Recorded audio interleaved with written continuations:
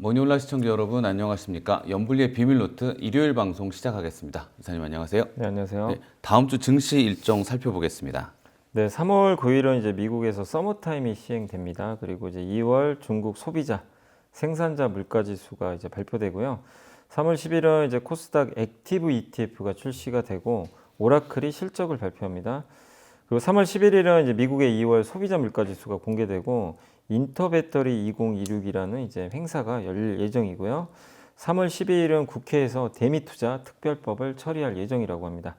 3월 13일은 미국의 1월 PC 물가지수가 나오게 되고 미국 1월 구인 이직 보고서가 나오니까 참고하시면 좋겠습니다.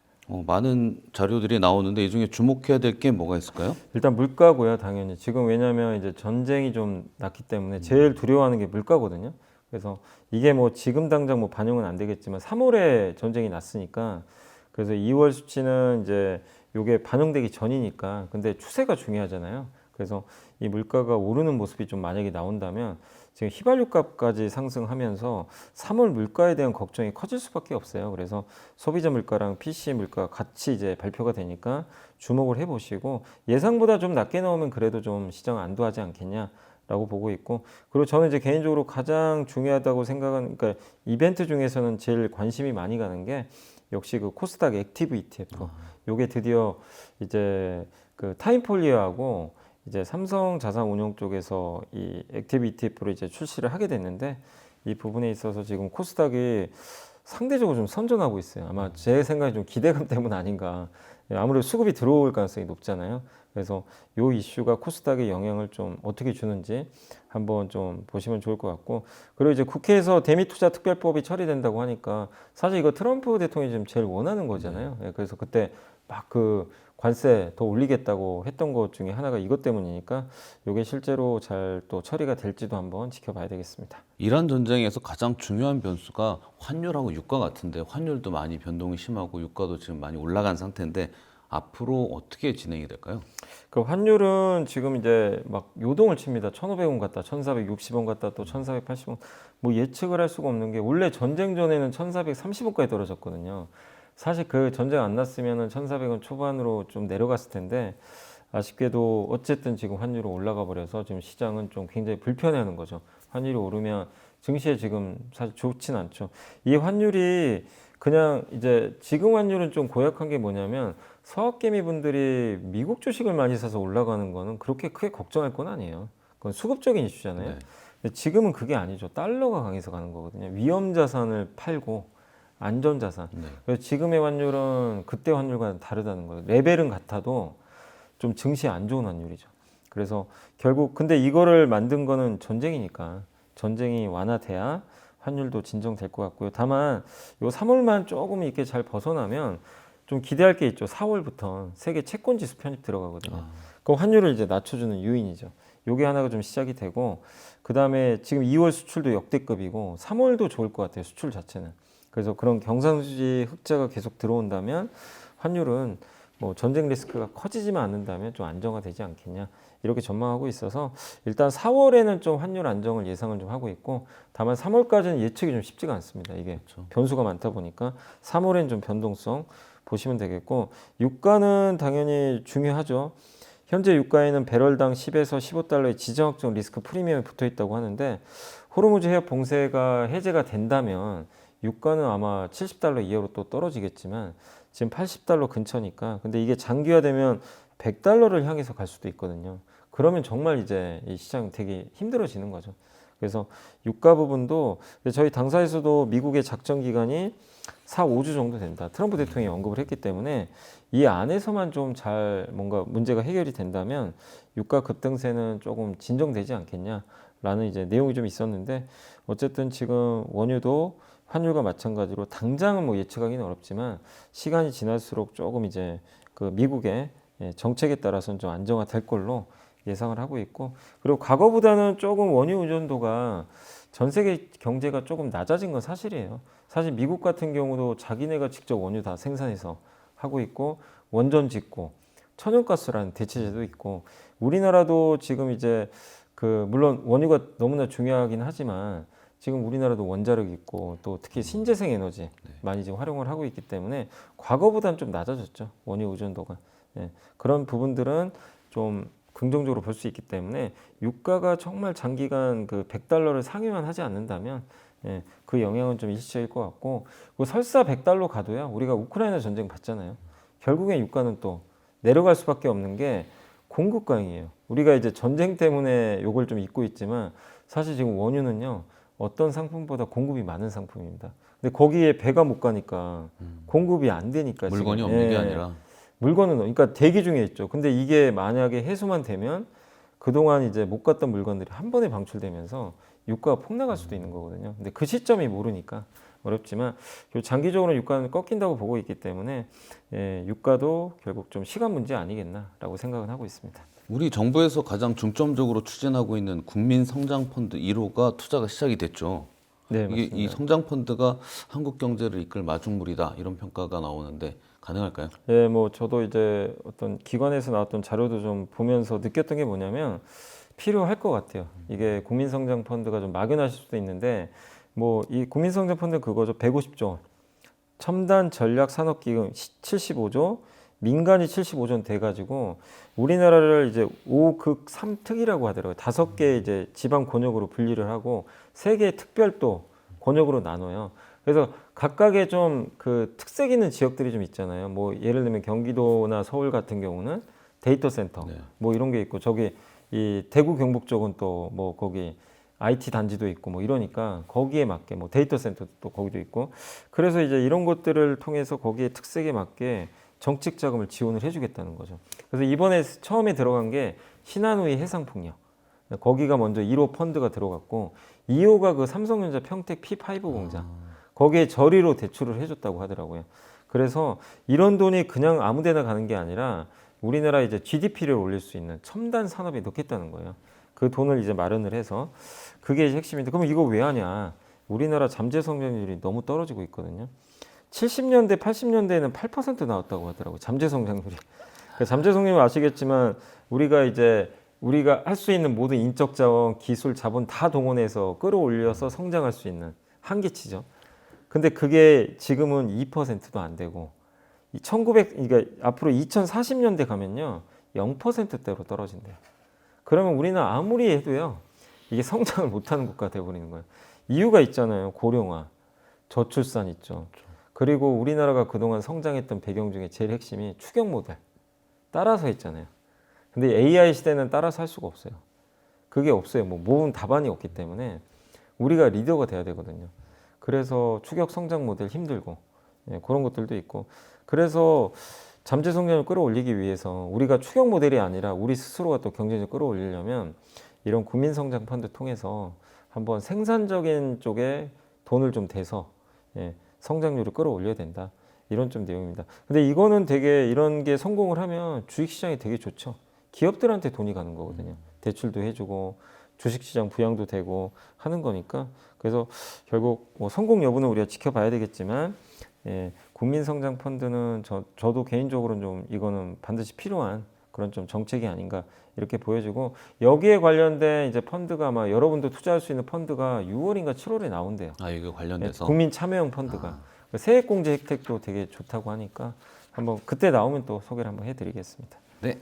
자, 드디어 스페이스X IPO가 다가오고 있는데 전쟁 속에서도 우주항공에 관한 관심은 계속 높아지는 것 같아요. 오히려 수혜주죠. 이번에 뭐 인공위성을 이용해서 정밀 타격을 했기 때문에 수혜주가 될 수밖에 없고 여기에 또 스페이스X IPO가 한 6월에 될 것 같습니다. 그래서 KB증권은 스페이스X의 적정 시가총액을 2.1조 달러로 좀 평가를 했는데 뭐 지금 나오는 거 보니까 뭐 어쨌든 이 스페이스X도 뭐 1.7조 달러 얘기 나오더라고요. 미국에서는. 근데 KB증권은 2.1조 달러 정도로 2.1조 달러면은 한국 돈으로 2,500조잖아요. 뭐 정말 엄청난 그런 평가를 좀 받을 것 같습니다. 근데 흥행 가능성이 높은 게 그 이번에 유통 주식수가 별로 없나 봐요. 예. 유통 물량이 대부분 좀 잠겨 있대요. 뭐 일론 머스크 갖고 있고 구글도 좀 갖고 있고 한데 이게 주요 펀드들도 많이 갖고 있고 하다 보니까 이번에 신규 상장을 하는데 물량이 잠기면 희소성이 있어가지고 더 올라가요. 가격이 더 올라갈 수도 있어요. 그 얘기가 좀 있는 것 같습니다. 거기다 여기 이러면 S&P 500 반드시 들어가거든요. 그 규모가 예, 충분하니까. 그러니까 이제 이런 수급 이슈로 주가가 아, 그럼 S&P 500에 들어가면 어차피 패시브 또 자금들이 들어와야 그걸 네. 가격을 맞추려면 계속 사야 되는데 네. 물량은 없고. 물량은 없고 그럼 가격을 높여서 맞춰줘야 되나요? 예, 살 수밖에 없는. 그래서 사실 근데 이건 나스닥이 좋은 건 아니에요. 왜요? 이 덩치가 들어가면 여기로 뺏겨버려요. 아, 전체적인 다른 회사가 피해를 볼 수도 있죠. 그 예를 들면 이제 엔비디아 비중이 좀 줄거나, 그러니까 S&P 500에 큰 게 들어가면요, 다른 데서 좀 나눠줘야 돼요. 그러면 다른 기업들은 좀 힘들어지고, 우리도 옛날에 LG엔솔 상장할 때 그런 일이 발생했잖아요. 그러니까 약간 그래서 우주항공주에는 좋지만 좀 증시에는 조금 약간 부정적인 좀 재료가 될 수는 있습니다. 근데 어쨌든 상장은 할 수밖에 없는 상황이고 할 거고, 또 나스닥 시장 워낙 크니까 뭐 충분히 받아줄 수 있지 않을까 이렇게 보고 있고, 그다음 우주 AI 데이터 센터 얘기도 많이 나오잖아요. 네. 그래서 핵심은 그거죠. 스페이스X가 상장하는 이유 중에 하나가 우주에 데이터 센터 짓는 건데, 이 자금 확보 측면도 좀 있고요. 근데 이게 성공 여부는 저도 모르지만 어쨌든 이 우주에서는 습도도 거의 없고 부식, 뭐 누수 걱정도 없고 진동도 없어서 뭐 HBM 같은 것도 굉장히 좀 좋은 환경에서 잘 쓸 수 있다라고 하지만, 근데 문제는 우주에 올리는 과정도 너무 어렵고, 올려서 그 무거운 태양광을 이렇게 설치해 가지고 해야 되고, 참 이렇게 만만치는 않고 비용도 좀 문제거든요.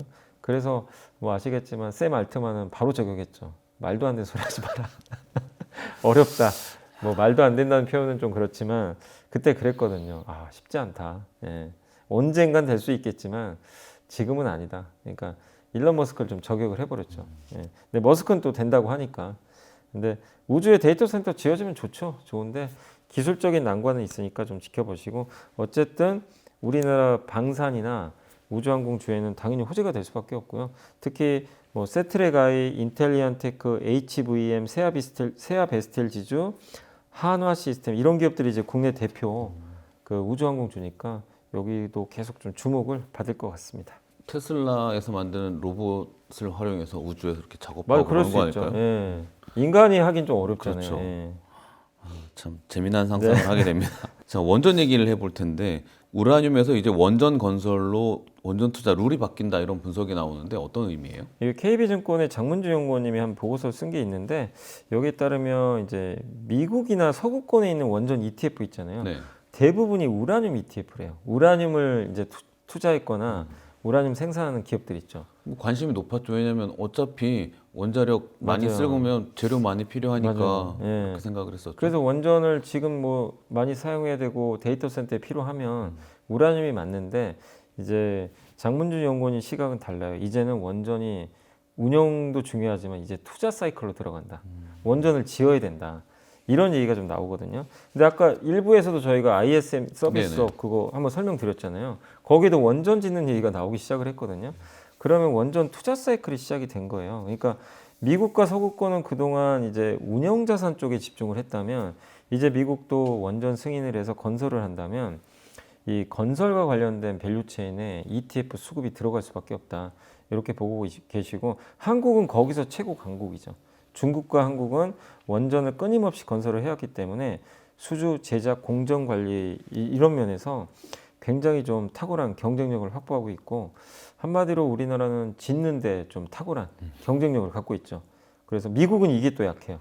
그래서 우리랑 이제 파트너를 맺을 가능성이 저는 상당히 높다고 좀 보고 있습니다. 그래서 그동안은 원전 ETF가 우라늄에 집중돼 있다면 이제는 건설 쪽으로 가는 거를 한번 투자하신 분들도 고민을 해봐라. 이런 내용이고, 그러면 우리 한국의 대표적인 기업들이 있죠. 뭐 현대건설도 있을 거고, 또 한정기술, 두산에너빌리티, 한정 KPS 이런 기업들이 당연히 우리로 따지면 이제 팀 코리아라고도 하죠. 네. 예, 여기가 미국에서도 사업을 할 수 있기 때문에 한번 원전의 약간 이제 프레임도 좀 변하고 있으니까 국내 원전주들도 오히려 좀 잘 보시는 것도 저는 괜찮지 않을까라고 생각을 하고 있습니다. 이번 주 초반에 증시가 막 폭락했을 때 정부의 적극적인 개입이 필요하다 이런 주장들도 나오고, 또 이재명 대통령도 100조 원의 증시 안정 자금 투입하는 걸 검토해라 이런 지시를 했거든요. 이 변동성 축소를 위해서 이런 정부의 개입이랄까? 이런 게 필요한 시점일까요? 근데 정말 뭐 시장이 망가지고 충격을 받고 외부 변수 때문에 막 흔들리면 그런 게 필요하긴 해요. 한데 저는 지금은 필요 없는 것 같아요. 지금 왜냐면 그 이유가 여전히 펀더멘털이 좋아요. 한국 펀더멘털 좋고 무엇보다 유동성이 되게 풍부해요. 이번에 급락하는 장에서요. 예탁금이 130조까지 늘어났어요. 급락하는데 네, 돈이 안 나가요. 옛날 같으면 2022년도 우크라이나 전쟁 터졌을 때는 주식시장에 돈이 빠져나가 버렸어요. 어디로 갔죠? 예금으로 가버렸거든요. 지금은 안 그렇습니다. 전쟁이 나도 일단은 다른 걸 딱히 뭐 또 투자할 대상도 마땅치가 않고 시장에 머무는데 대기하고 있던 자금도 지금 들어오기 시작하고 있어요. 시장이 또 오히려 흔들리니까. 그래서 되게 유동성 풍부하거든요. 그러니까 개입할 때 물론 하는 것도 좋지만 우리 자체적으로 이런 위기를 극복하는 것도 되게 좋거든요. 그래서 저는 유동성이 풍부한 그런 상황이고 또 외부 변수에 따른 급락은 시간이 지나면 대부분 다 해결이 됐어요. 그래서 저는 뭐 100조 원의 증시 안정기금을 지금 상황에서 투입할 필요는 저는 없다 이렇게 보고 있고 다만 이 증시가 지난번처럼 수요일처럼 한 번도 뭐 너무 이렇게 흔들리는 모습이 나온다면 그때 한번 이렇게 좀 넣는 거를 고민을 해보시면 좋겠고 또 공매도 금지해야 되는 거 아니냐 이런 얘기도 있는데 사실 아시겠지만 공매도 금지 해제하고 주식시장이 오히려 더 많이 갔어요. 그래서 공매도가 주식시장 방향을 전혀 결정하지는 않아요. 그리고 공매도 금지 이제 만약에 또 하잖아요. MSCI 이제 선진지수는 이제 없어요. 아예 물 건너갑니다, 사실은. 왜냐하면 신뢰가 떨어지거든요. 그래서 이거는 지금 현재 증시에서는 저는 뭐 좀 바람직한 그런 제도는 아니다. 그래서 공매도 금지까지는 할 필요는 없고요. 시중 자금도 풍부한 상태고 어쨌든 지금 정부가 개입하는 것보다는 좀 지켜보시되 정말 변동성이 한번 더 커지는 모습이 나올 때 그때 일부라도 투입하는 게 맞지 않나 이렇게 보고 있습니다. 한국은행이 경제 전망하면서 반도체 업황에 대한 진단을 내렸는데 한국은행이 바라보는 이 메모리 반도체 업황은 어떤 모습인가요? 저는 이제 한국은행이 내놓는 경제 전망 보고서가 있어요. 매월 나오거든요. 그걸 왜 보냐면 작년 8월에 여기서 나온 이 반도체 내용이 별첨부록으로 들어가 있어요. 애널리스트 분들이 아닌데 제가 읽어봤는데 거기서 나온 내용대로 그대로 가버렸어요. 작년 8월에 반도체 좀 흔들렸어요. 막 HBM 이제 공급 가인 간다 막 이런 얘기 많았고 실제 논란 되게 심했거든요. 26년 어렵다. 찬반 논쟁이 뜨거웠는데 약간 긍정론이 조금 소수였어요. 근데 한국은행 자료를 봤더니 그때 자료 아직도 생각나는 게 99년, 2000년 IT 버블 사이클하고 거의 똑같을 것 같다는 거예요. 그러면 사이클이 46개월 간대요. 보통 2년 가요, 반도체가. 2년이면은 맞아요. 작년에 팔았어야 되는 건데 46개월이면은 당시가 그때 보고서 나왔을 때가 한 26개월, 7개월 막 지나고 있을 때예요. 그러니까 옛날 생각으로 하면 우리가 이거 피크아웃 아닌가? 근데 IT 버블 사이클이면 20개월이 더 남은 거예요. 그래서 이제 이 보고서가 또 이번에 나와서 한번 읽어봤는데 여전히 긍정적으로 좀 보고 있습니다. 그래서 그 잠깐만 소개해드리면 글로벌 반도체 경기는 여전히 확장 국면이다. 2000년대 이후 가장 강력하다. 이유는 AI 때문이고 거기다가 빅테크들에 이제 선제적으로 투자하고 있고 공급이 적잖아요. 이게 적어도 올해까지는 이어진대요. 그런 내용이 있고 또 한 가지가 지금 추론으로 넘어갔잖아요. 네. 학습에서. 그래서 추론에서는 훨씬 많은 그 데이터를 저장을 해야 됩니다. 여기다 영상과 음성까지 나와요. 텍스트가.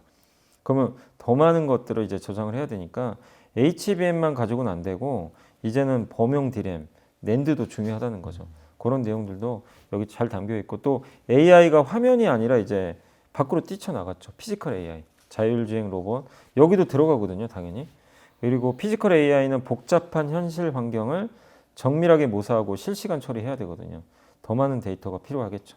그래서 이 부분도 좋고 그다음 AI 비서 서비스가 이제 나왔죠. 에이전트. 네. 이게 확산되면서 맞춤형 반도체 수요도 계속 증가를 하고 있습니다. 근데 이런 걸 하기 위해서는 또 빅테크는 계속 투자를 해야 돼요. 그 낙수 효과가 한국으로 들어오고 있고 최소 27년까지는 투자를 계속 할 걸로 좀 보고 있더라고요. 2027년까지는. 그리고 공급자가 우위인 상황이고 그리고 무엇보다 이 사이클이 좀 오래 가는 게 과거에 반도체 기업들이 여러 번의 그 불황을 겪다 보니까 이제는 공급 계약을 할 때 구속력을 강화시켜요.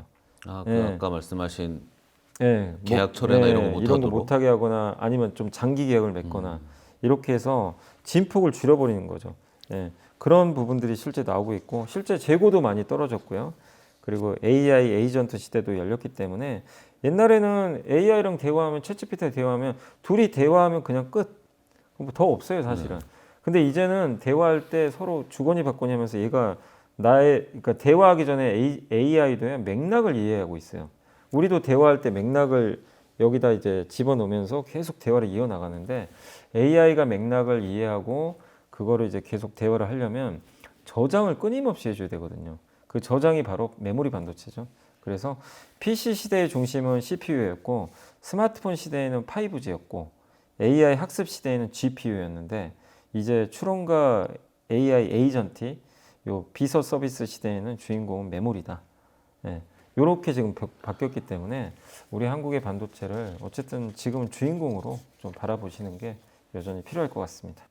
예전에 이메일 막 쓰기 시작할 때 이메일에다가 고용량 사진 하나를 이제 누군가에게 네. 보내면 내 보낸 편지함에도 저장되고 그 맞아요. 사람에게도 카피가 돼서 하나가 더 생기는 거잖아요. 맞아요. 아, 이 우주 쓰레기가 하나 더 생기네. 이런 생각이 들었는데 지금 언뜻 생각하니까 지금 얼마나 많이 저희가 인공지능하고 대화를 맞아요. 하고 사진 올리고 하는데 다 저장해야 어마어마한 돼요. 게 저장이 되고 네. 있겠네요. 이게 지금 저 혼자만의 일이 아니잖아요. 앞으로 몇십억 명이 쓸 수도 있는 건데. 지금 예. 누군가가 에이전트한테 시켜놓은 애가 계속 혼자 작업하는 예, 것도 계속 맞아요. 저장이 될 예. 거고. 자, 다음 주 10일 코스닥 액티브 ETF가 드디어 출시가 됩니다. 3월에는 코스피보다 코스닥을 더 관심 있게 봐야 될까요? 아무래도 좀 수급상 그게 유리한 거는 맞는 것 같아요. 이 코스피는 또 코스닥보다 훨씬 많이 올랐잖아요. 그것도 있고 이게 전쟁이 터졌기 때문에 약간 코스피한테 좀 불리한 부분은 좀 있어요. 근데 코스닥은 또 전쟁과 무관한 업종들도 많고 특히 바이오 같은 경우들이 대표적이니까 거기에 정부가 밀어주잖아요. 그리고 자산운용사 둘이죠. 이제 타임폴리오에서 또 삼성 액티브 자산운용에서 각각 이제 3월 10일 날 액티브 ETF를 출시합니다. 액티브 ETF는 지수를 그대로 추정하는 게 아니라 지수를 30%만 추정하고 나머지 30%는 펀드 매니저 재량이에요. 그래서 종목을 자유롭게 넣을 수도 있고 뺄 수도 있습니다. 그래서 지금 관심은 어떤 기업이 여기 들어갈까 되게 다 관심이 많더라고요. 예. 그래서 일단 타임폴리오에서 만든 타임 코스닥 액티브는 일단 기사를 보니까 코스닥 시총 400위 내에서 3, 40개 종목을 추린대요.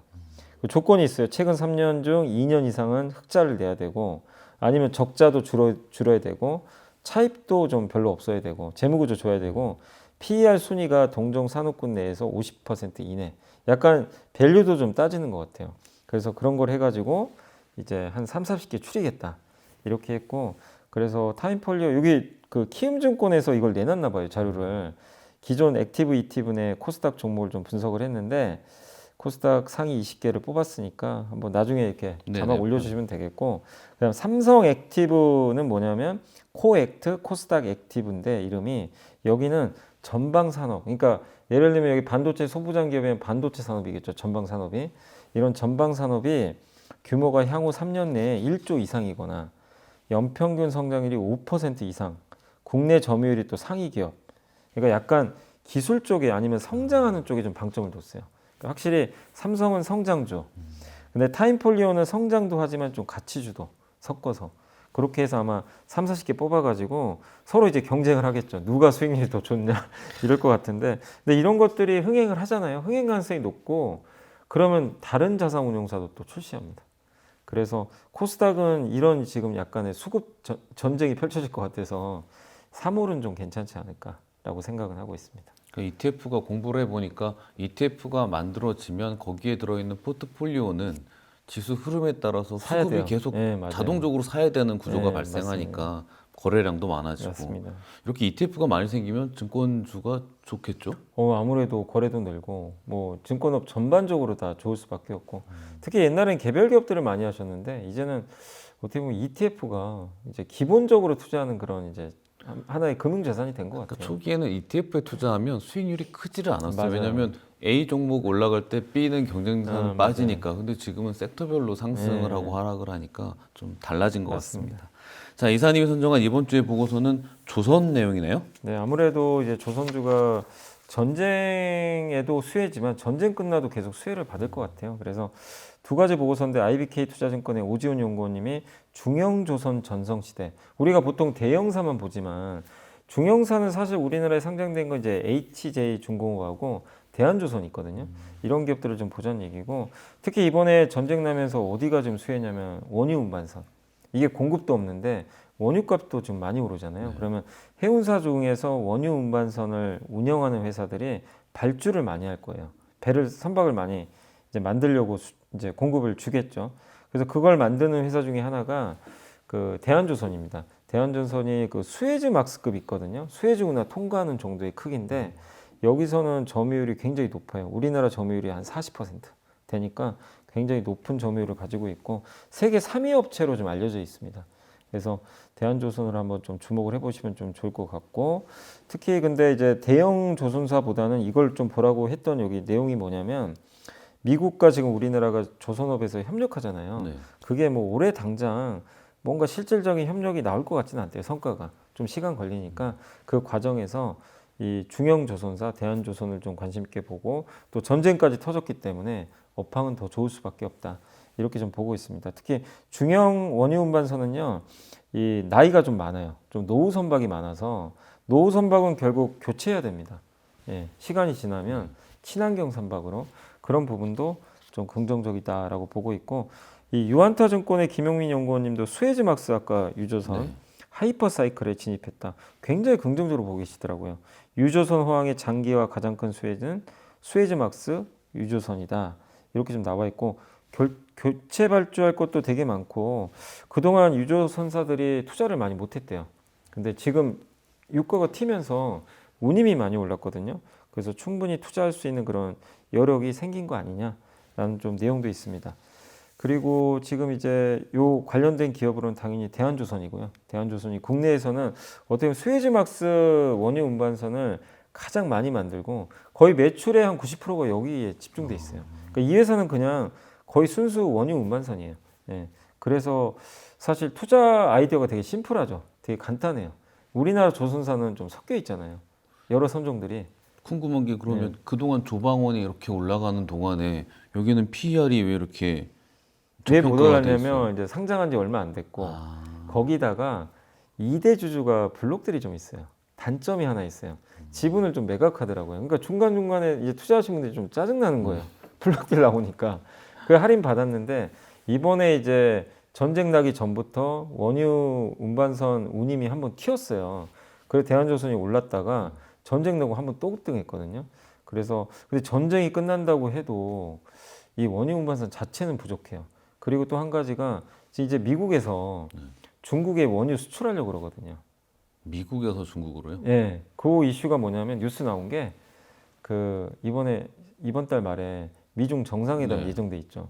트럼프 대통령이 요구를 할 가능성이 높다고 합니다. 이란에서 못 받잖아요. 지금 중국이. 네. 그러면 우리가 주겠다. 미국이 원유 줄게 사가라. 받을까? 그건 모르겠어요. 근데 이제 협상 네, 아마 넣겠죠.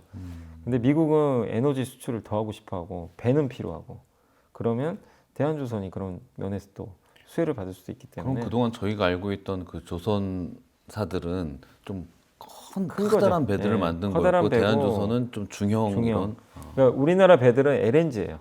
그래서 LNG도 좋아요. 당연히 수혜를 받는데 원유 운반선은 대부분 중국이 다 있어요.